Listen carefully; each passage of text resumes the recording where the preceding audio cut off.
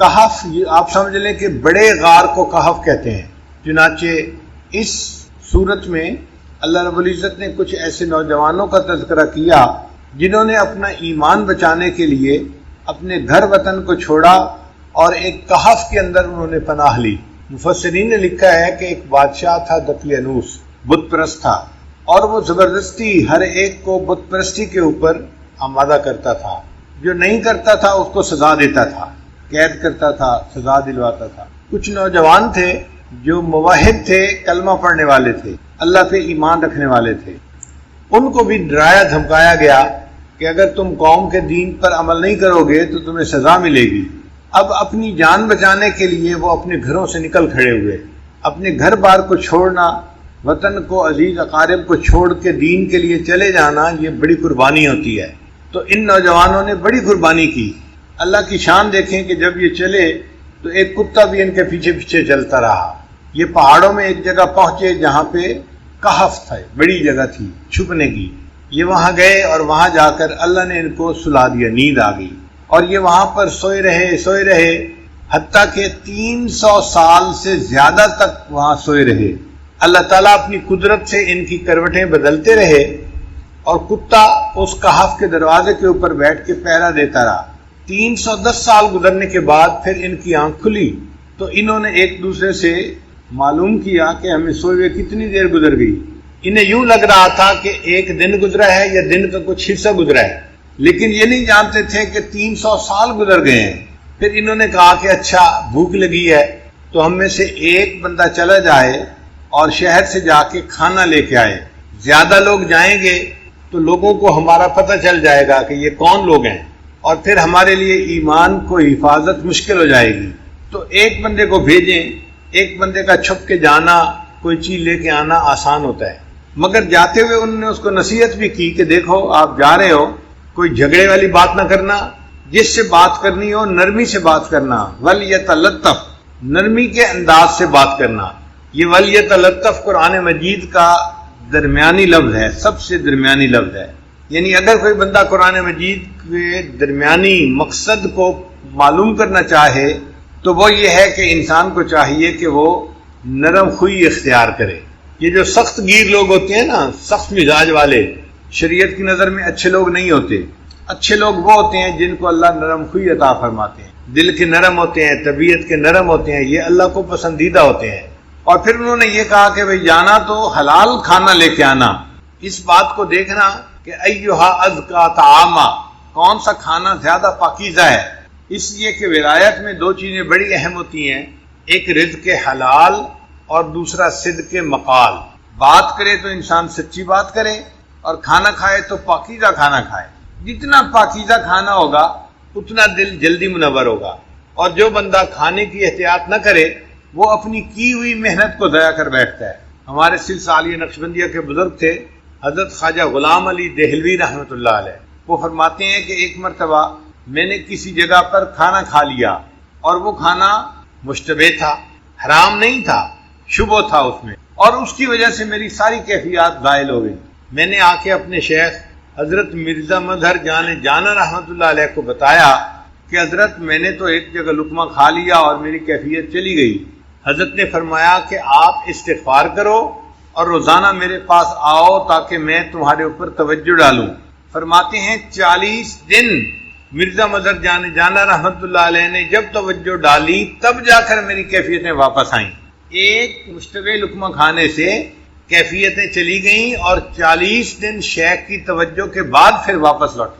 تو اس لیے کھانے پینے میں احتیاط بڑی ضروری ہوتی ہے۔ اس لیے کھانے کے فرائض میں سے یہ فرض ہے کہ کھانے والا دیکھے کہ یہ حلال ہے یا نہیں، اور حلال اور حرام دیکھنا تو نسبتاً آسان ہوتا ہے، جو مشتبہ ہوتا ہے وہ اور زیادہ مشکل ہے۔ ہمارے حضرت مرشد عالم رحمۃ اللہ علیہ کے بڑے صاحبزادے حضرت مولانا عبد الرحمن قاسمی رحمۃ اللہ علیہ واقعہ سنانے لگے کہ ایک مرتبہ حضرت مرشد عالم رحمۃ اللہ علیہ بیرون ملک کے سفر پر گئے ہوئے تھے، اور حضرت خواجہ عبد المالک صدیقی رحمۃ اللہ علیہ وہ اسلام آباد تشریف لائے ہوئے تھے، اور واپسی پہ وہ چکوال تشریف لے آئے۔ تو کہنے لگے کہ میں اب گھر میں تھا تو مجھے ہی سارا انتظام کرنا تھا۔ میں نے حضرت کو بٹھایا اور اماں جی کو بتایا کہ امی حضرت تشریف لائے ہیں، آپ کھانا بنا دیجیے۔ اور جب کھانے کا وقت آیا تو میں نے کھانا لے کے دسترخوان کے اوپر لگایا اور حضرت صدیقی رحمۃ اللہ علیہ سے عرض کیا کہ حضرت آپ کھانا کھائیے. حضرت دسترخوان پہ تو بیٹھے رہے لیکن کھانا نہیں کھایا. جب میں نے دوسری تیسری دفعہ کہا کہ حضرت کھانا کھائیں تو حضرت نے میری طرف دیکھ کر مجھ سے کہا کہ تمہارے گھر میں یہ سور کیسے داخل ہوا؟ تمہارے گھر میں یہ سور کیسے داخل ہوا؟ کہنے لگے میرے تو چکے چھوٹ گئے، پسینہ آ گیا کہ حضرت کیا فرما رہے ہیں کہ تمہارے گھر میں یہ سور کیسے داخل ہوا؟ میں گھر آیا اور میں نے اماں جی سے کہا کہ اماں جی حضرت کھانا نہیں کھا رہے اور فرما رہے ہیں کہ تمہارے گھر میں یہ سور کیسے داخل ہوا؟ کہنے لگے کہ اماں جی نے سر پکڑ لیا اور کہنے لگی او ہو مجھ سے بڑی غلطی ہوئی، میں ہمیشہ حضرت کا کھانا اپنے گھر سے بنایا کرتی تھی. یہ میری جو پڑوسن عورت ہے یہ مدتوں سے مجھے کہہ رہی تھی کہ تمہارے شیخ جب آئیں گے تو ان کا کھانا ایک وقت کا میں بناؤں گی.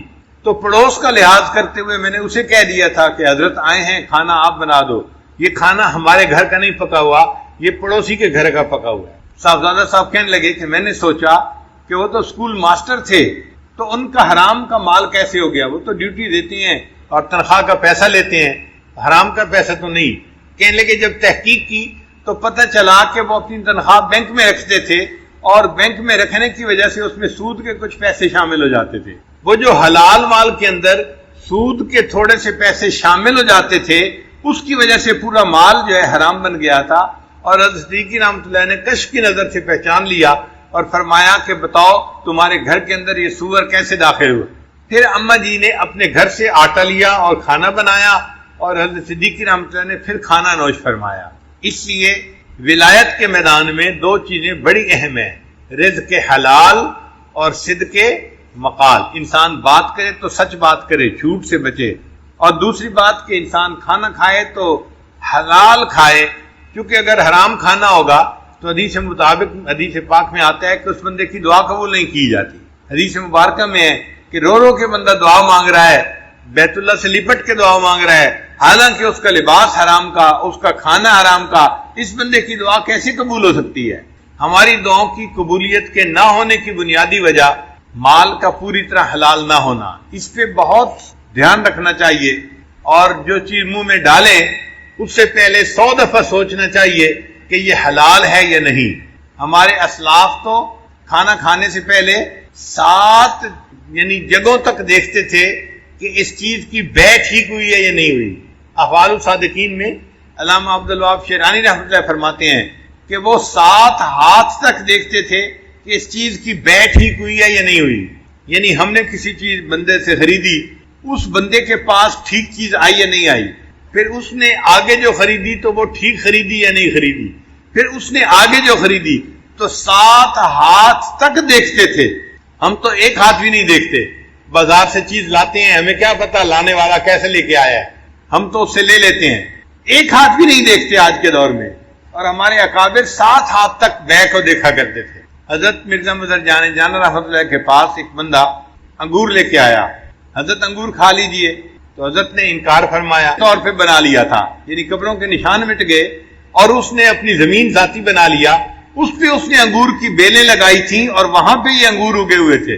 اور اس جگہ کے انگوروں کو دیکھ کے مرزا مظہر جانا رحمۃ اللہ نے پہچان لیا کہ اس میں سے مردوں کی بو آ رہی ہے، کیونکہ وہ قبرستان کے اندر لگائے گئے تھے. تو ہمارے اکابر 7 ہاتھ تک مال کو دیکھا کرتے تھے اور آج کے سالکین ایک ہاتھ بھی نہیں دیکھتے. ہم یہ کہتے ہیں کہ چلو بھائی زیادہ اور تحقیق نہیں کر سکتے نہ کرو، لیکن اتنا تو کہو کہ جہاں سے لے رہے ہیں کم از کم وہ دینے والا بھی تو ٹھیک بندہ ہونا. اب حلال مال سے حرام ریسٹورنٹ سے چیز خرید لینا، یہ جو غیر ملکی چیزیں ملتی ہیں، میکڈونلڈ ہے، فلاں ہے، کیا ریسیپی ہے اللہ جانے، ہمیں نہیں پتا اس کے بارے میں. ہم ان کے حلال کی تصدیق نہیں کر سکتے، ہم ان کے حلال ہونے کے بارے میں کچھ نہیں کہہ سکتے. اس کا ایک ہی طریقہ ہے کہ انسان ایسی جگہوں سے کھانا کھانا یا کھانے پینے کی چیزیں کھانا بند کر دے. اگر نہیں بند کرے گا اپنے مہینوں کی محنت کو منٹوں سیکنڈوں کے اندر ضائع کر بیٹھے گا. ایک لقمہ اندر گیا اور دل کی ساری روحانیت باہر نکل گئی. اس لیے رزق حلال ولایت کے راستے میں بہت اہمیت رکھتا ہے.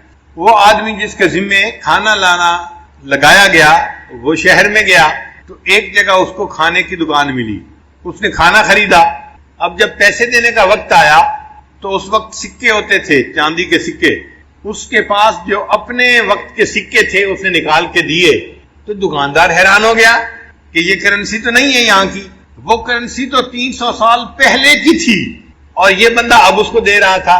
اچھا، دینے والے کو بھی پتہ نہیں تھا کہ 300 سال کا عرصہ گزر چکا ہے، وہ سمجھا تھا ہم کل ہی تو گھر سے آئے ہیں اور یہ نقدی تو چلتی ہے، اس کو میں دے رہا ہوں۔ اس نے پوچھا بھائی تمہیں یہ ملی کہاں سے، کوئی خزانہ ملا ہے؟ اس نے کہا نہیں۔ اس نے کہا پھر کیسے ملی؟ اب اس کو بتانا پڑ گیا کہ جی ہم تو گھر سے نکلے تھے اور ایک جگہ پہنچے، وہاں تھوڑی دیر سوئے، کھانا لینے آیا اور میں آپ کے پاس یہ پیسے لے کے آیا ہوں، آپ کہتے ہیں یہ تو بڑے پرانے ہیں۔ اس دکاندار نے لوگوں کو بتایا تو لوگ جو تھے وہ سارے اس کے ساتھ گئے اور انہوں نے جا کے اس جگہ کو دیکھا، تو اس طرح اصحاب کہف کا پتہ چل گیا۔ اللہ کی شان کے جو کھانا لے کے گیا، یہ جب واپس گیا تو یہ گیا، اس کو بھی پھر نیند آ گئی، یہ بھی وہاں جا کے سو گیا۔ اللہ تعالیٰ اپنی قدرت دکھانا چاہتے تھے کہ لوگوں تم سمجھتے ہو کہ قیامت کے دن کوئی ہمیں زندہ نہیں کر سکے گا، میں دنیا میں دکھا دیتا ہوں کہ میں جس کو چاہوں 300 سال سلا دوں اور ان 300 سالوں میں اس کا جسم خراب بھی نہ ہو، اور پھر میں اگر اس کو جگانا چاہوں تو میں اس کو جگا کے بھی دکھا دیتا ہوں۔ تو سلانا اور جگانا یہ میرے اختیار میں ہے، موت دینا اور پھر قیامت کے دن اس کو کھڑا کرنا یہ میرے اختیار میں ہے۔ اللہ کی شان دیکھیں کہ جب یہ لوگ اٹھے تھے اس وقت جو بادشاہ تھا وہ ایمان والا تھا، وہ اللہ کو ماننے والا تھا۔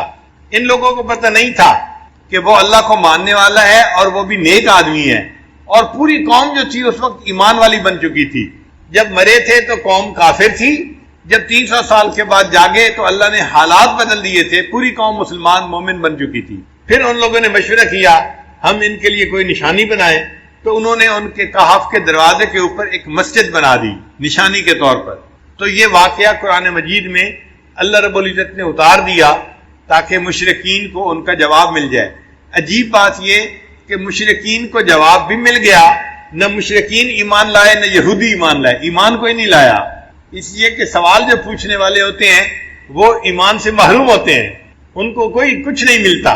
تو قرآن مجید میں اس واقعے کی تفصیل جو ہے وہ موجود ہے، تاہم اس صورت کی احادیث کے اندر بڑی فضیلت آئی ہے، ذرا آپ اس فضیلت کو بھی سن لیجئے تاکہ پتہ چل جائے کہ سورہ کہف کے کیا فضائل ہیں۔ بعض صورتوں کے خاص خاص فضائل احادیث میں وارد ہوئے ہیں، جیسے سورہ فاتحہ، سورہ بقرہ، سورہ آل عمران، سورہ کہف، سورہ ملک، سورہ کافرون، الاخلاص اور معوذتین۔ حضرت برار رضی اللہ عنہ روایت کرتے ہیں ایک صحابی تھے جو اپنے گھر میں سورہ کہف کی تلاوت اونچی کر رہے تھے۔ ان کے گھر کا سین چھوٹا تھا، گھوڑا بھی بندھا ہوا تھا اور چارپائی کے اوپر ان کا بیٹا بھی لیٹا ہوا تھا، سویا ہوا تھا۔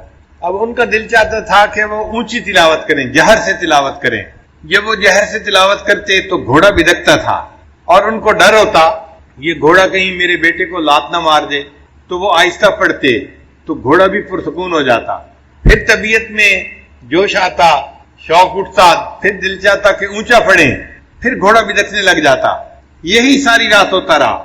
جب صبح کا وقت ہوا انہوں نے دعا کے لیے ہاتھ اٹھائے تو انہوں نے دیکھا کہ کچھ بادل سے ہیں جن کے اندر روشنیاں ہیں، اور یہ روشنیاں ان کے سر سے دور آسمان کی طرف جا رہی ہیں۔ پھر وہ نبی علیہ السلام کی خدمت میں حاضر ہوئے، فذکر ذلک للنبی صلی اللہ علیہ وسلم، انہوں نے نبی علیہ السلام کے سامنے یہ پوری رات کا قصہ بتایا تو نبی علیہ السلام نے فرمایا کہ یہ اللہ تعالیٰ کے فرشتے تھے جو تمہارے قرآن کی تلاوت سننے کے لیے تمہارے قریب آ گئے تھے۔ اگر تم تلاوت کرتے رہتے تو مدینے کے لوگ اپنی آنکھوں سے اللہ کے فرشتوں کو دیکھ لیتے۔ تو سورہ کہف کی تلاوت سننے کے لیے اللہ کے فرشتے آسمانوں سے نیچے اتر پڑے۔ ابو درداء رضی اللہ عنہ روایت کرتے ہیں من حافظ 10 آیات من اول سورۃ الکہف، کہ جس بندے نے سورہ کہف کی پہلی 10 آیات کو یاد کر لیا، اسی ما من فتنۃ الدجال، اللہ تعالیٰ اس کو دجال کے فتنے سے محفوظ فرما لیں گے۔ معاذ رضی اللہ عنہ فرماتے ہیں کہ نبی علیہ السلام نے ارشاد فرمایا من قرأ اول سورۃ الکہف وآخرها کانت لہ نورا من قدمہ الی رأسہ، کہ جس نے سورہ کہف شروع میں تلاوت کی اس کے لیے قدموں سے لے کے سر تک نور ہوگا۔ ومن قرأها کلھا، اور جس نے پوری سورہ کہف کی تلاوت کی کانت لہ نورا ما بین السماء الی الارض، تو اس کے لیے اللہ تعالیٰ زمین سے لے کے آسمان تک نور پیدا فرما دیں گے۔ راج صدیقہ لانا فرماتی ہیں من قرأ من سورۃ الکہف 10 آیات، جس نے سورہ کہف میں سے 10 آیات پڑھی عند منامہ ہی، سونے سے پہلے، عصم من فتنۃ الدجال، اللہ تعالیٰ اس کو دجال کے فتنے سے محفوظ فرمائیں گے۔ ابن عباس لانا فرماتے ہیں کہ نبی علیہ السلام نے ارشاد فرمایا سورۃ الکہف تدعا فی التوراۃ حائل، کہ سورہ کہف کا نام تورات کے اندر حائل تھا۔ حائلہ کیا مطلب؟ حائل ہونے والی، یعنی یہ بندے اور قبر کے عذاب کے درمیان حائل ہونے والی صورت ہے، بندے اور شیطان کے درمیان حائل ہونے والی صورت ہے۔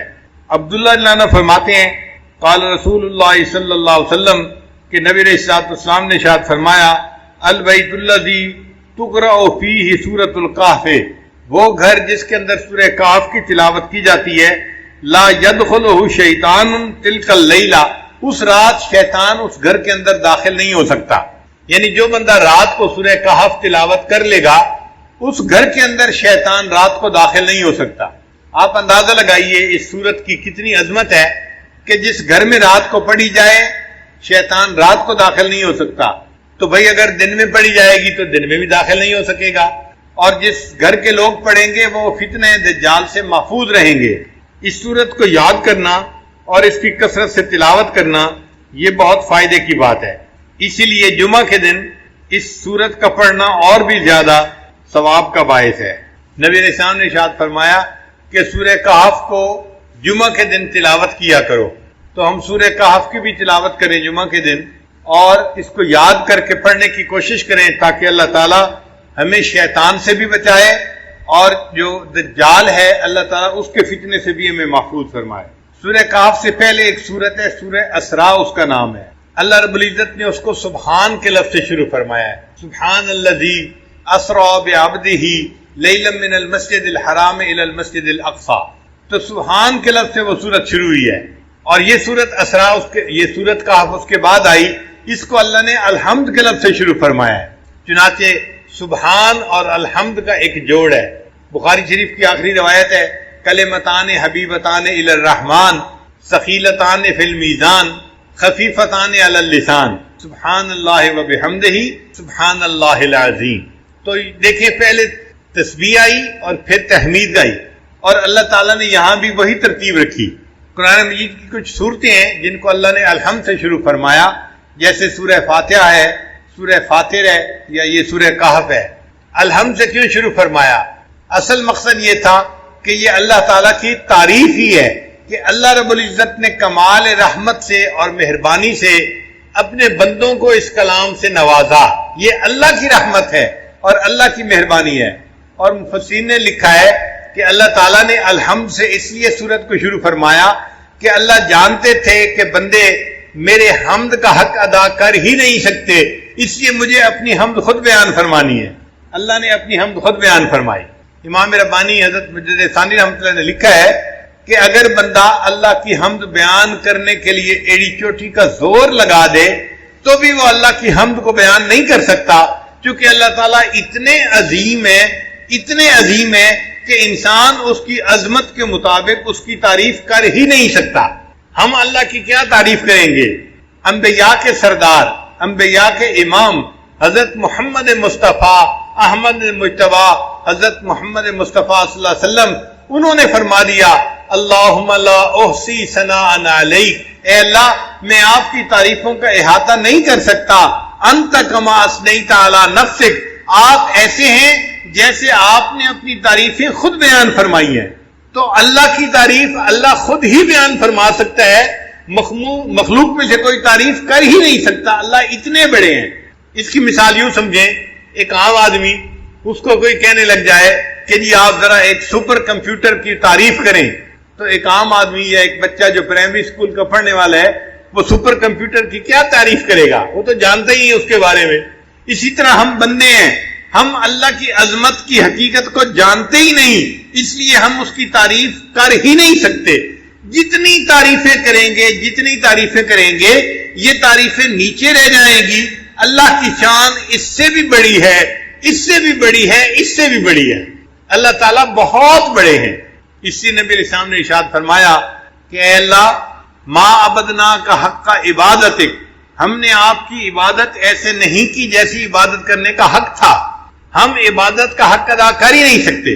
امام ربانی مجدد ثانی رحمۃ اللہ فرماتے ہیں کہ کوئی بندہ کتنے خلوص سے عبادت کیوں نہ کرے، کتنی یکسوئی کے ساتھ، کتنی توجہ کے ساتھ، کتنی وہ یکسوئی کے ساتھ عبادت کرے، وہ اللہ کی عبادت کا حق ادا کر ہی نہیں سکتا، اس کی عبادت نیچے رہ جاتی ہے، اللہ کی شان اس سے بھی اونچی ہے، اس سے بھی اونچی ہے، اس سے بھی اونچی ہے۔ اب یہاں پہ ایک سوال پیدا ہوتا ہے کہ جب ہم اللہ تعالیٰ کی حمد بیان کر ہی نہیں سکتے جیسے اللہ تعالیٰ اونچے ہیں، حمد کے لائق ہیں، پھر ثواب کیوں ملتا ہے؟ پھر ثواب کا ثواب کیوں ملتا ہے بندے کو؟ تو علماء نے اس کا جواب دیا۔ علماء جواب دیتے ہیں کہ اگر باپ اپنے بیٹے کو اسکول داخل کروائے نا، اور شام کو بچہ گھر واپس آئے اور آ کے کہ ابو میں نے لکھنا سیکھا ہے، باپ کہتے ہیں بیٹا دکھاؤ تختی، تو بیٹا تختی دکھاتا ہے، اس نے ٹیڑھی سیڑھی لائنیں لگائی ہوتی ہیں، کچھ سمجھ میں نہیں آ رہا ہوتا، لیکن باپ اس کو انکریج کرنے کے لیے، اس کا دل رکھنے کے لیے اس کو آئس کریم انعام لے کے دے دیتا ہے۔ یہ جو آئس کریم کا انعام ہے یہ خوش خطی کا انعام نہیں ہے، یہ اس کا دل رکھنے کے لیے اس پر شفقت کا اظہار ہے۔ اسی طرح اللہ جو ہماری عبادتیں قبول کرتے ہیں وہ ہماری عبادتوں کی کوئی اچھائی نہیں ہوتی، بلکہ اللہ ان اللہ بالناس لرؤوف الرحیم، اپنے بندوں پر رؤوف اور رحیم ہے، اس کی رافت اور رحمت کا یہ تقاضا ہے، اللہ اپنے بندوں کی ٹوٹی پھوٹی عبادت پر بھی ان کو اجر عطا فرما دیتا ہے۔ اس لیے اللہ تعالیٰ نے اس سورت کو الحمد کے لفظ سے شروع فرمایا، الحمدللہ الذی انزل علی عبدہ الکتاب ولم یجعل لہ عوجا، سب تعریف اللہ ہی کے لیے ہے جس نے اپنے بندے پر کتاب نازل فرمائی اور اس کتاب میں ذرا بھی کجی نہیں رکھی۔ یعنی یہ کتاب ایسی ہے کہ اس میں کوئی کمی نہیں، کوئی کجی نہیں ہے، نہ کوئی آپس میں ایک دوسرے کے ساتھ فرق ہے، نہ کوئی کمزوری ہے، کسی قسم کی کوئی کمزوری ہے ہی نہیں۔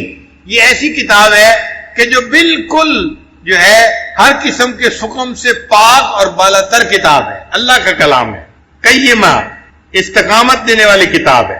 لِيُنذِرَ بَأْسًا شَدِيدًا مِّن لَّدُنْهُ وَيُبَشِّرَ الْمُؤْمِنِينَ الَّذِينَ يَعْمَلُونَ الصَّالِحَاتِ أَنَّ لَهُمْ أَجْرًا حَسَنًا، تاکہ وہ اللہ کی طرف سے سخت عذاب سے ڈرائے۔ یعنی جو لوگ ایمان نہیں لاتے اور نیک اعمال نہیں کرتے، قرآن ان کو ڈراتا ہے آخرت کے عذاب سے۔ اس میں ترغیب بھی ہے، ترہیب بھی ہے۔ نیک لوگوں کو جنت کی بشارت دی جاتی ہے، اور جو بات کو نہیں مانتے ان کو جہنم کی عذاب کے بارے میں بتایا جاتا ہے، تاکہ ڈرائے ان لوگوں کو سخت عذاب سے، اور مومنین کو بشارت دے جو نیک عمل کرتے ہیں کہ ان کے لیے اچھا اجر ہے۔ اچھا اجر کون سا ہے؟ مومنین کے لیے جنت اللہ نے بہترین اجر بنایا ہے، ماکثین فیہ ابدا، وہ اس میں ہمیشہ رہیں گے، جنت میں ہمیشہ ہمیشہ رہیں گے۔ وَيُنذِرَ الَّذِينَ قَالُوا اتَّخَذَ اللَّهُ وَلَدًا، اور یہ قرآن ڈرائے ان لوگوں کو جنہوں نے کہا کہ اللہ تعالیٰ اولاد رکھتا ہے۔ بعض ایسے بھی لوگ گزرے ہیں جو کہتے تھے کہ اللہ تعالیٰ کی اولاد ہے، چنانچہ جو مشرکین تھے وہ کہتے تھے کہ جو ملائکہ ہیں وہ اللہ کی بیٹیاں ہیں، ملائکہ کو، فرشتوں کو اللہ کی بیٹیاں کہتے تھے، اور یہود جو تھے وہ عزیر علیہ السلام کو اللہ کا بیٹا کہتے تھے، اور جو عیسائی تھے وہ حضرت عیسیٰ علیہ السلام کو اللہ کا بیٹا کہتے تھے۔ یعنی یہ تینوں قسم کے لوگ اللہ کی اولاد مانتے تھے۔ ایک مسلمان ہے جو یقین رکھتے ہیں کہ اے اللہ آپ اولاد سے پاک ہیں، قل واللہ احد اللہ الصمد لم یلد ولم یولد ولم یکن لہ کفوا احد، اور اسی لیے اللہ تعالیٰ کو ایمان والوں سے محبت ہے کہ یہ میری عظمت کو جانتے ہیں اور میرے اوپر صحیح ایمان لانے والے بندے ہیں۔ اللہ تعالیٰ کو اس بات پہ بہت غصہ آتا ہے کہ کوئی ان کے ساتھ اولاد کو جوڑے۔ فرماتے ہیں ما لہم بہی من علم ولا لآبائہم، اس کے بارے میں کچھ بھی علم نہیں ہے ان لوگوں کو اور نہ ان کے باپ دادوں کو، یعنی یہ بھی جاہل ہیں، اور ان کے باپ دادا جو کہتے تھے نا کہ اللہ کی اولاد ہے وہ بھی جاہل ہیں، اس لیے کہ سانپ کا بیٹا سانپ ہی ہوتا ہے۔ یہ جاہل تھے، انہوں نے اولاد جنی تو وہ بھی جاہل ہی نکلی، اور ان کی اولاد نے بھی کہا کہ اللہ تعالیٰ کا بیٹا ہے۔ اللہ فرماتے ہیں کبرت کلمۃ تخرج من افواہہم، کہ بڑے بول ہیں جو ان کے منہوں سے نکل رہا ہے، ان یقولون الا کذبا، یہ نہیں بولتے مگر جھوٹ، یہ جھوٹ بات کر رہے ہیں۔ پھر اللہ تعالیٰ نے اپنے پیارے حبیب صلی اللہ علیہ وسلم کی تسلی فرمائی کہ چونکہ اللہ کے حبیب صلی اللہ علیہ وسلم 15 دن وحی نہ آنے کی وجہ سے بہت غمزدہ بھی تھے، اللہ فرماتے ہیں فلا اللہ کا باخع نفسک علی آثارہم ان لم یؤمنوا بہذا الحدیث اسفا، تو ایسا تو نہیں کہ آپ ان کے پیچھے اپنی جان کو غم کی وجہ سے ہلاک کر دینے والے ہیں اور یہ لوگ اس مضمون پر ایمان نہ لائیں۔ اگر یہ لوگ ایمان نہیں لاتے آپ اتنے غمزدہ کیوں ہوتے ہیں؟ آپ کے اوپر تو ہے بات کو پہنچانا، وما علیک الا البلاغ، آپ نے تو بات پہنچا دی، آپ کی ذمہ داری ختم ہو گئی۔ اب اگر یہ ایمان نہیں لاتے تو اے میرے حبیب صلی اللہ علیہ وسلم آپ کتنا غم کیوں کرتے ہیں؟ آپ کیوں اپنے آپ کو پریشانی میں ڈالتے ہیں؟ پھر آگے فرمایا انا جعلنا ما علی الارض زینۃ لہا لنبلوہم ایہم احسن عملا، بلا شبہ زمین پر جو کچھ ہے ہم نے اس کے لیے زینت بنایا ہے تاکہ ہم آزمائیں کہ ان لوگوں میں سے کون اچھا عمل کرتا ہے۔ زمین کے اوپر جو کچھ بھی ہے وہ سب کا سب ہمارے لیے امتحان ہے۔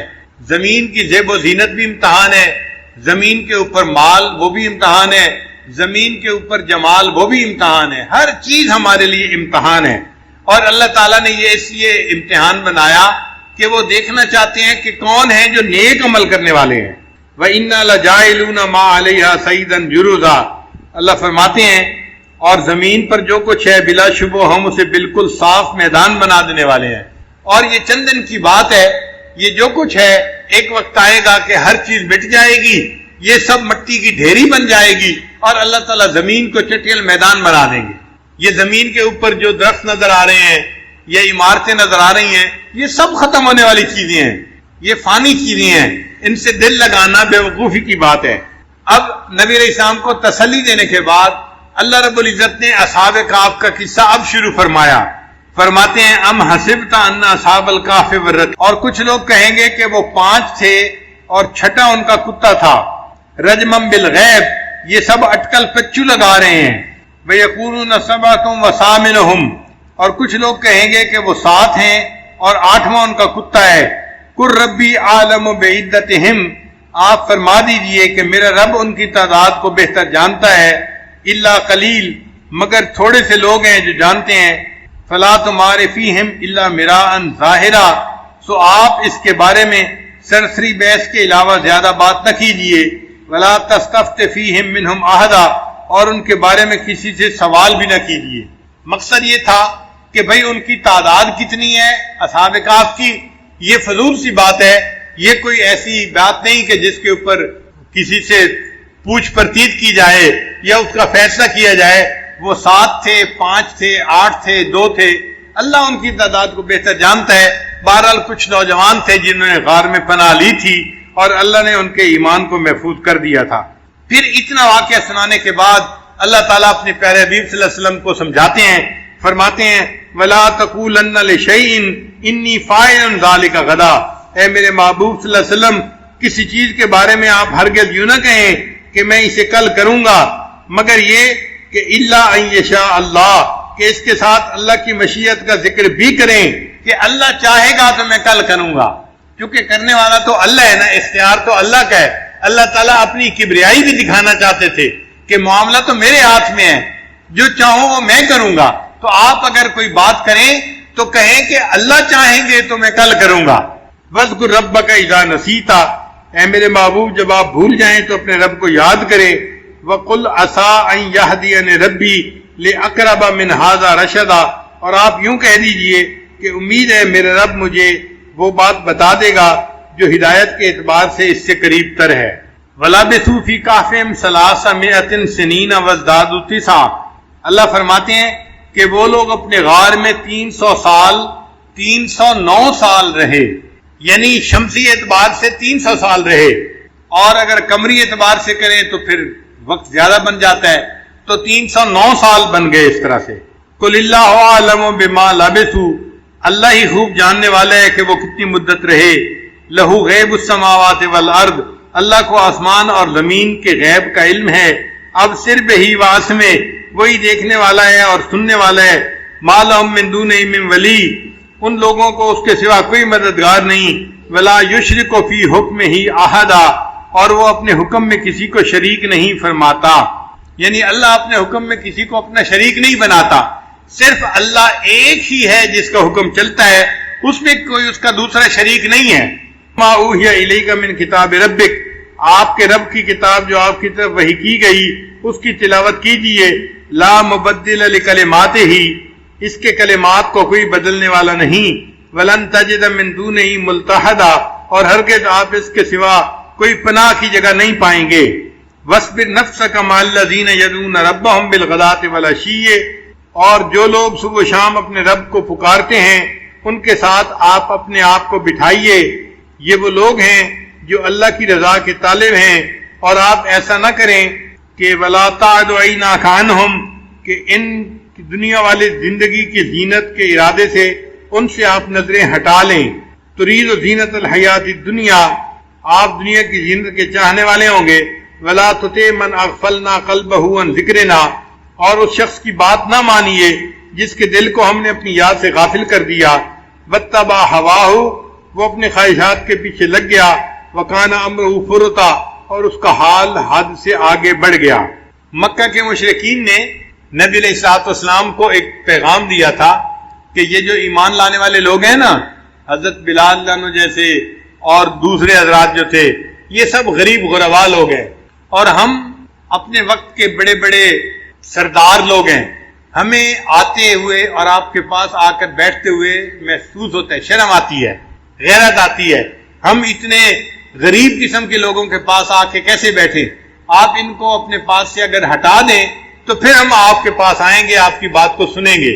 تو جب انہوں نے یہ پیغام بھیجا، اللہ رب العزت نے آیت اتار دی، اے میرے حبیب صلی اللہ علیہ وسلم، یہ مکار لوگ ہیں، یہ مشرکین کے جو سردار ہیں، آپ ان کی دنیا کی حیثیت کا ذرا خیال نہ کیجیے، اور جو آپ کے پاس لوگ ہیں آپ ان صحابہ کے پاس بیٹھیے، یہ ایمان کے ساتھ اپنے دلوں کو بھرنے والے لوگ ہیں، آپ ان میں اپنا وقت گزاریے اور ان کو اپنی صحبت عطا فرمائیے.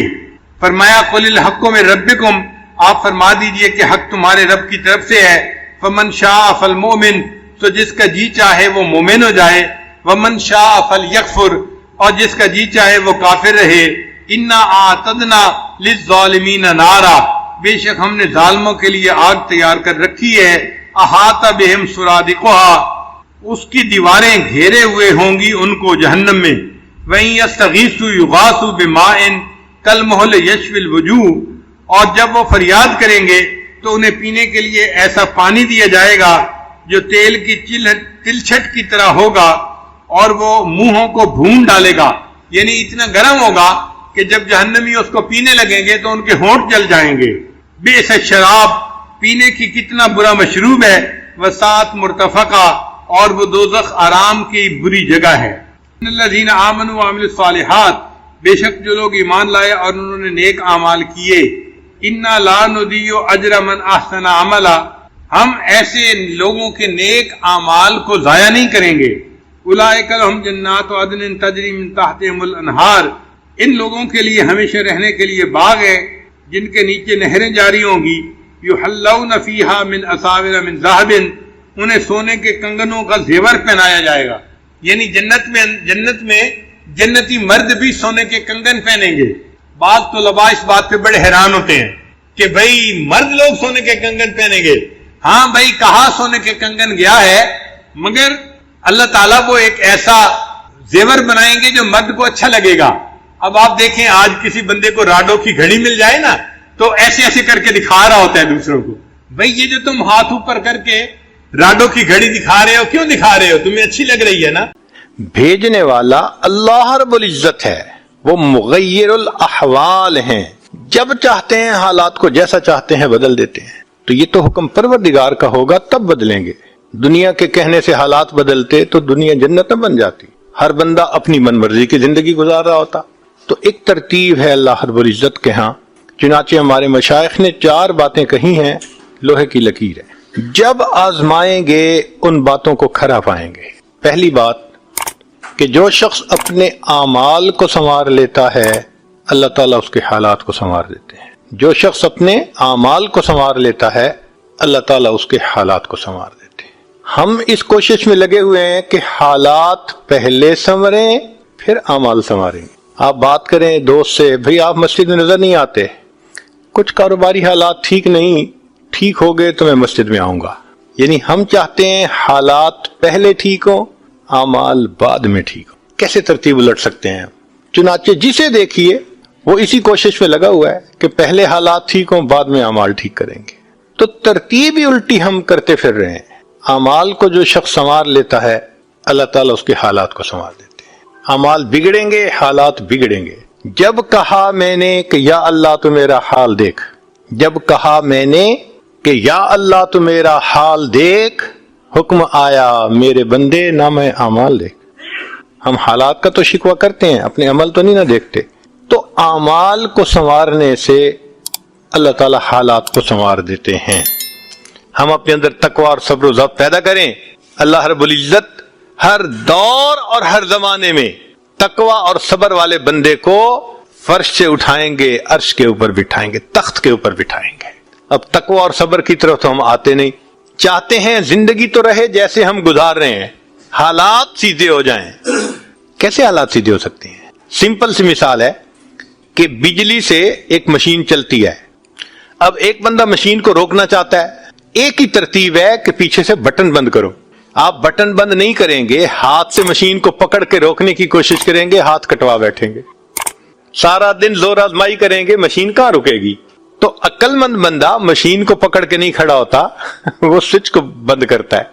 حالات کا سوئچ اللہ رب العزت کے ہاتھ میں ہے. تو ادھر رجوع کرنے کی بجائے کہ اللہ حالات کو ٹھیک کر دیجئے، ہم حالات کی مشین کے ساتھ کشتی کر رہے ہیں. کون ہمیں عقل مند کہے؟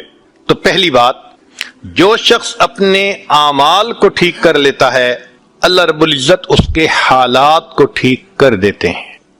دوسری بات، جو شخص اپنی آخرت کو سنوار لیتا ہے اللہ تعالیٰ اس کی دنیا کو سنوار دیتے ہیں. ہم پھر الٹے چاہتے ہیں کہ پہلے دنیا سنورے پھر ہم آخرت سنواریں گے.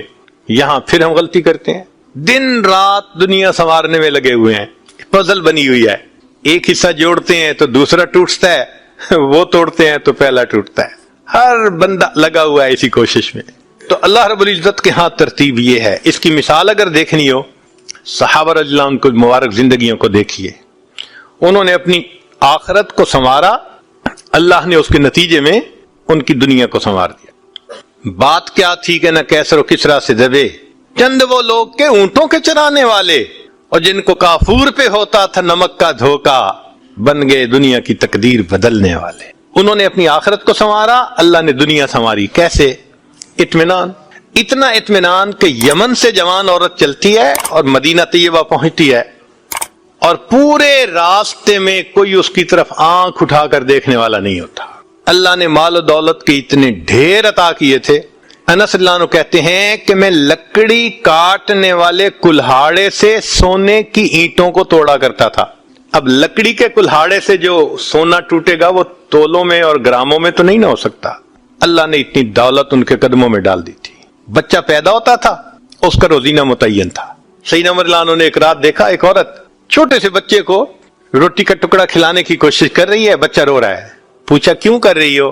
کہنے لگی کہ امیر المومنین نے قانون بنایا ہوا ہے کہ جب بچہ دودھ چھوڑے گا پھر ہم بیت المال سے روزینہ متعین کریں گے، تو میں کوشش کر رہی ہوں. عمر رضی اللہ عنہ آئے، بہت روئے. صحابہ کہتے ہیں کہ اس دن فجر کی نماز پڑھائی، قرات کے اندر اتنا گریا اور بکا تھا کہ ہمیں سمجھنا مشکل ہو رہا تھا، اتنا رو رہے تھے. ہم حیران تھے آج امیر المومنین کو کیا ہوا. نماز پڑھانے کے بعد ممبر پر بیٹھے، عمر کے اوپر اللہ رحم کرے اس نے کتنے بچوں کی جان لی ہوگی. مقصد یہ تھا کہ میں نے جو یہ قانون بنایا تو کتنی ماؤں نے معصوم بچوں کے دودھ چھڑوائے ہوں گے اور وہ دودھ سے محروم ہوں گے میری وجہ سے. پھر اعلان فرمایا کوئی ماں بچے کو دودھ جلدی مت چھڑوائے، جس دن بچہ پیدا ہوگا اسی دن بیت المال سے وظیفہ متعین کر دیا جائے گا. آج سے 1400 سال پہلے. تو انہوں نے اپنی آخرت کو سنوارا، رب کریم نے اس کے بدلے ان کی دنیا کو سنوار دیا. قرآن مجید میں اللہ تعالیٰ فرماتے ہیں وَلَوْ أَنَّ أَهْلَ الْقُرَىٰ آمَنُوا وَاتَّقَوْا، اگر یہ بستی دیسوں والے ایمان لاتے، تقوی کو اختیار کرتے، لَفَتَحْنَا عَلَيْهِمْ بَرَكَاتٍ مِّنَ السَّمَاءِ، ہم ان کے لیے آسمان سے برکتوں کے دروازے کھول دیتے. تو ترتیب یہی ہے کہ جو آخرت کو سنوارتا ہے اس کوشش میں لگتا ہے، دنیا اس کا سایہ ہے. اللہ دنیا کو خود بخود سنوار دیتے ہیں. الگ سے محنت نہیں کرنی پڑتی. مثال کے طور پہ جو بندہ سچ بولتا ہے تجارت میں، اللہ تعالیٰ اس کی تجارت کو خود سنوار دیتے ہیں. قسم اٹھا کے یہ بات کہی جا سکتی ہے کہ سچ بولنے والا تاجر کبھی مفلس نہیں ہو سکتا. پاسبل ہی نہیں کہ سچ کی بنیاد ہو اور اس میں برکت نہ ہو. تو دو باتیں ہیں. جو شخص اپنے اعمال کو سنوارتا ہے اللہ تعالیٰ حالات کو سنوار دیتے ہیں. جو اپنی آخرت کو سنوار لیتا ہے اللہ تعالیٰ اس کی دنیا کو سنوار دیتے ہیں. ہارون رشید اپنی کھڑکی میں سے نیچے دیکھ رہا ہے، مسجد کے دروازے پر امام ابو یوسف رحمۃ اللہ علیہ تشریف لا رہے ہیں اور ان کے پیچھے دو شاگرد ساتھ ساتھ جڑے ہوئے ہیں. دونوں چاہتے ہیں کہ میں جوتے اٹھاؤں، ہر ایک اس کوشش میں ہے. جب امام ابو یوسف رحمۃ اللہ نے جوتے اتارے تو ان میں سے ایک بچے کا ہاتھ ایک جوتے پہ پڑا، دوسرے کا ہاتھ دوسرے جوتے پہ پڑا. دونوں نے ایک ایک جوتا اٹھا لیا. پھر انہوں نے فوراً آپس میں یہ طے کر لیا کہ ایک نے کپڑا بچھایا رومال، ایک نے بھی جوتا ڈالا، دوسرے نے بھی اس میں ڈال دیا. ایک نے ایک طرف سے پکڑ لیا، دوسرے نے دوسری طرف سے، کہ دونوں کو جوتے اٹھانے کا اجر مل جائے. حضرت آگے جا رہے ہیں اور پیچھے دو طالب علم اس طرح جوتے لے کے جا رہے ہیں کہ رومال کے اندر جوتے ہیں، ایک نے بھی پکڑا ہوا ہے دوسرے میں بھی پکڑا ہوا ہے. ہارون رشید نے دیکھا تو ٹھنڈی سانس لی. بیوی نے پوچھا ہارون رشید کیا ہوا؟ کہنے لگا یوں تو دنیا ہمیں بادشاہ کہتی ہے، ہمارے جوتے اٹھانے کے لیے بھلا کون جھگڑتا ہے. یوں تو دنیا ہمیں بادشاہ کہتی ہے، ہمارے جوتے اٹھانے کے لیے بھلا کون جھگڑتا ہے. جو آخرت سنوارتا ہے اللہ ایسے دنیا سنوارتے ہیں کہ دنیا جوتے اٹھانے کے لیے جھگڑتی ہے. تو فرمایا کہ جو اپنی آخرت کو سنوار لیتا ہے اللہ تعالیٰ اس کی دنیا کو سنوار دیتے ہیں. چنانچہ ایک سیاح ہندوستان آیا گھومنے پھرنے کے لیے، اجمیر شریف بھی گیا. وہاں اس نے حضرت خواجہ معین الدین چشتی اجمیری رحمۃ اللہ علیہ کے مزار پہ دیکھا مسلمان بھی آ رہے ہیں اور ہندو بھی آ رہے ہیں اور سکھ بھی آ رہے ہیں. اللہ کی شان، اللہ رجوع دے دیتا ہے نا، سبھی آ رہے ہیں دعائیں مانگ رہے ہیں. تو وہ بڑا حیران کہ ہر کمیونٹی کے لوگ آ رہے ہیں، ہر مذہب کے لوگ آ رہے ہیں. تو جب واپس گیا تو بیوی نے پوچھا کہ بتائیں آپ نے کون سی انوکھی چیز وہاں دیکھی؟ تو اس نے کہا ہاں میں نے ایک چیز انوکھی دیکھی کہ ایک شخص قبر میں لیٹا ہوا تھا مگر لوگوں کے دلوں پر حکومت کر رہا تھا. ایک شخص قبر میں لیٹا ہوا تھا مگر لوگوں کے دلوں پہ حکومت کر رہا تھا. اللہ تعالیٰ یوں دنیا سنوارتے ہیں. تو دو باتیں، جو شخص اپنی اعمال کو سنوار لیتا ہے اللہ تعالیٰ اس کے حالات کو سنوار دیتے ہیں، اور جو شخص اپنی آخرت کو سنوار لیتا ہے اللہ تعالیٰ اس کی دنیا کو سنوار دیتے ہیں. تیسری بات کہ جو شخص اللہ رب العزت سے اپنے تعلق کو سنوار لیتا ہے اللہ مخلوق سے اسے تعلق کو سنوار دیتے ہیں. آج ہم چاہتے ہیں چچا راضی ہو جائے، پھپھو راضی ہو جائے، بہن راضی ہو جائے، اور عجیب بات ہے یہ رشتہ داریوں کے معاملے ہیں ہی ایسے، کھاؤں کدھر کی چوٹ بچاؤں کدھر کی چوٹ، سمجھ ہی نہیں لگتی کہ سب کو کیسے راضی کیا جائے. انسان حیران ہوتا ہے اور جی ہم تو سب کے ساتھ اچھا کرتے ہیں مگر پتہ نہیں رشتہ دار ہم سے راضی نہیں ہوتے. اس کے پیچھے بھی راز ہے. کیوں کہ ہم نے اللہ سے اپنے تعلق کو تو سنوارا نہیں ہوتا، مخلوق سے تعلق کیسے سنورے گا. تو فرمایا کہ جو شخص اللہ رب العزت سے اپنے تعلق کو سنوار لیتا ہے اللہ تعالیٰ مخلوق کے ساتھ اس کے تعلق کو سنوار دیتے ہیں. اگر اس کی مثال دیکھنی ہے تو نبی علیہ الصلوۃ والسلام کی مبارک زندگی کو دیکھیے. ایک وہ وقت بھی تھا کہ جب اپنے رشتہ دار نبی علیہ الصلوۃ والسلام کو تکلیف پہنچاتے تھے، آپ بازار میں آگے آگے دعوت کا کام کرتے تھے اور پیچھے آپ کا چچا ابو لہب لوگوں کو کہتا تھا کہ یہ شخص غلط بیانی کر رہا ہے تم اس کی بات مت ماننا. اپنے مخالفت کرتے تھے. ایک وہ وقت بھی تھا. پھر ایک وہ وقت آیا کہ جب اپنوں نے مکہ مکرمہ میں جینا تنگ کر دیا اور نبی علیہ الصلوۃ والسلام نے بیت اللہ کو دیکھ کر کہا بیت اللہ میں تجھے کبھی نہ چھوڑتا مگر مکہ کے رہنے والے مجھے یہاں بسنے نہیں دیتے. مبارک آنکھوں میں آنسو تھے اور اللہ کے حبیب جدا ہو رہے تھے. پھر کیا ہوا؟ 10 سال کے ہی عرصے میں حالات نے وہ پلٹا کھایا کہ جب آپ آ کر فاتح مکہ بن کر بیٹھے تو وہی قریش تھے جو قدموں میں آ کر پڑ گئے اور انہوں نے آپ کی غلامی اختیار کر لی. ہندا نے کہا جتنے خیمے دنیا میں تھے سب سے زیادہ آپ کے خیمے سے مجھے نفرت ہوا کرتی تھی. آج جتنے خیمے ہیں سب سے زیادہ محبت مجھے آپ کے خیمے سے ہے۔ اللہ اکبر کبیرہ۔ تو جو شخص اللہ سے اپنے تعلق کو سنوار لیتا ہے، اللہ مخلوق سے اس کے تعلق کو سنوار دیتے ہیں۔ فضیل بن عیاض رحمۃ اللہ علیہ فرماتے ہیں، مجھ سے جب بھی اللہ تعالیٰ کی نافرمانی ہوئی، مجھ سے جب بھی اللہ تعالیٰ کی نافرمانی ہوئی، میں نے اس نافرمانی کا اثر اپنے ماتحتوں کے اندر دیکھا۔ یہ ریفلیکشن ہوتی ہے، ہم اللہ کی نافرمانی کرتے ہیں، اللہ مزہ چکھا دیتے ہیں کہ اپنے جو ماتحت ہوتے ہیں ان کو نافرمان بنا دیتے ہیں۔ اچھا بھائی تم ذرا اس کو ایکسپیرینس کرو ذرا۔ وہ جی کیا کریں، بیوی سنتی ہی نہیں ہے، حضرت بس اولاد افلاطون بن گئی ہے، حضرت بچے نے ذلیل کر دیا ہے۔ کیوں شکوے ہوتے ہیں ہمیں کہ ہمارے ماتحت ہماری نہیں مانتے، جبکہ ہم اپنے آقا کی نہیں مان رہے ہوتے۔ فرماتے ہیں کہ جب بھی مجھ سے اللہ تعالیٰ کی نافرمانی ہوئی، میں نے آزما کے دیکھا، یا تو بیوی نے میری نافرمانی کی، یا میری اولاد نے میری نافرمانی کی، یا میرے نوکروں نے، غلاموں نے، انہوں نے میری نافرمانی کی، یا کم از کم میری سواری کے جانور نے میری نافرمانی کی۔ یہ ہے عدل کا بدلہ۔ اپنے آقا کی نافرمانی کریں گے، اللہ تعالیٰ ماتحتوں کو نافرمان بنا کر دکھائیں گے۔ اس لیے اولاد کے شکوے کرنے کی ضرورت نہیں ہے، بیوی کے شکوے کرنے کی ضرورت نہیں ہے۔ سمپل سی بات ہے، اللہ رب العزت سے اپنے تعلق کو سنوار لیجئے، اللہ تعالیٰ مخلوق سے ہمارے تعلق کو سنوار دیں، سب کے دلوں میں محبت ڈال دیں گے۔ سیدنا امیر معاویہ رضی اللہ عنہ نے خط لکھا ام المومنین سید عائشہ صدیقہ رضی اللہ تعالی عنہا کو کہ ام المومنین آپ امت کی ماں ہیں، آپ مجھے کوئی نصیحت فرمائیے۔ اور واقعی ام المومنین نے نصیحت کرنے کا حق ادا کر دیا۔ وہ نصیحت پڑھ کے پتہ چلتا ہے کہ انہوں نے نبی علیہ الصلوۃ والسلام کی صحبت یافتہ ہونے کا ثبوت پیش کر دیا۔ ام المومنین نے مختصر جواب لکھا، فرمایا دیکھیں اگر آپ مخلوق کو خوش کریں گے، اللہ کو ناراض کریں گے، اللہ ساری مخلوق کے دل میں تمہاری نفرت ڈال دیں گے، یہ اندر سے تم سے نفرت کرتے پھریں گے۔ اور اگر تم اللہ کو راضی کرو گے، گو کہ مخلوق ناراض ہو رہی ہے، اللہ تعالیٰ اسی مخلوق کے دل میں تمہاری محبت ڈال دیں گے، یہ سب تمہارے دوست بن جائیں گے۔ تو اصل تو اللہ کو راضی کرنا ہے۔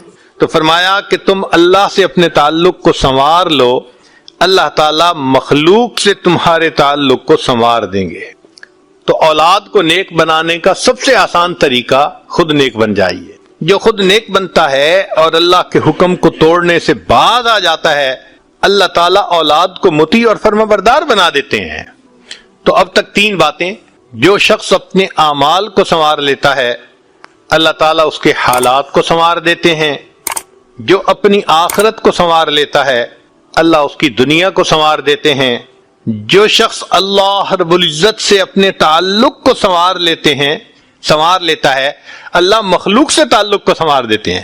حدیث مبارکہ میں ہے، جب بندہ عبادت کرتا ہے اور اللہ تعالیٰ خوش ہو جاتے ہیں، دعا جبرائیل، اللہ تعالیٰ جبرائیل علیہ السلام کو بلاتے ہیں اور بتلاتے ہیں کہ جبرائیل میں فلاں بندے سے محبت کرتا ہوں۔ تو جبرائیل علیہ السلام آسمانوں پر اعلان کرتے ہیں